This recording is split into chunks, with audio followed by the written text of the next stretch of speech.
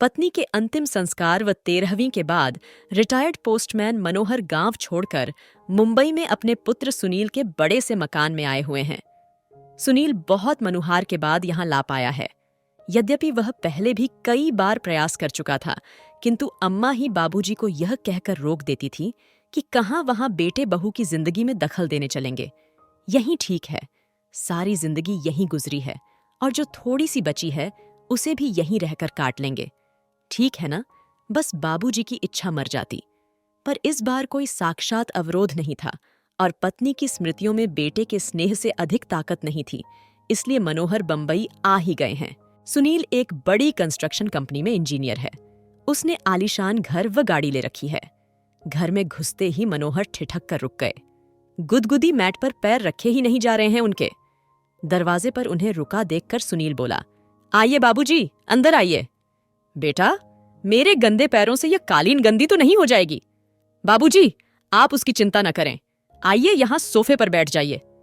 सहमे हुए कदमों में चलते हुए मनोहर जैसे ही सोफे पर बैठे तो उनकी चीख निकल गई। अरे रे, मर गया रे! उनके बैठते ही नरम और गुदगुदा सोफा की गद्दी अंदर तक ढंस गई थी। इससे मनोहर चिहुक कर चीख पड़े थे। चाय पीने के बाद सुनील ने मनोहर से कहा, बाबूजी, आइए आपको घर दिखा दूं अपना। जरूर बेटा, चलो।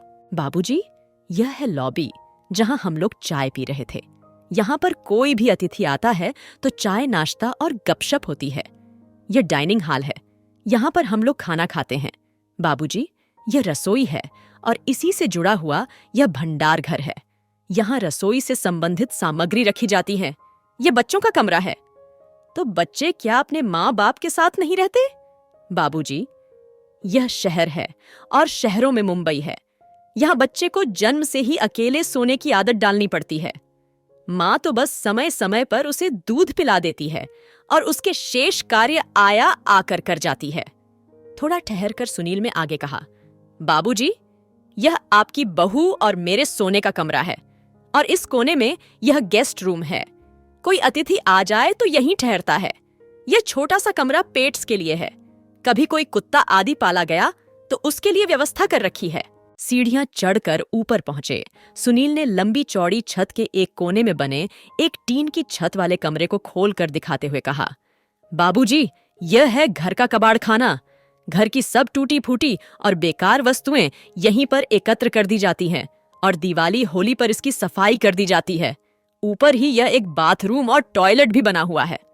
मनोहर ने देखा कि इसी कबाड़ खाने के अंदर एक फोल्डिंग चारपाई पर बिस्तर लगा हुआ है और उसी पर उनका झोला रखा हुआ है। मनोहर ने पलटकर सुनील की तरफ देखा, किंतु वह नीचे जा चुका था।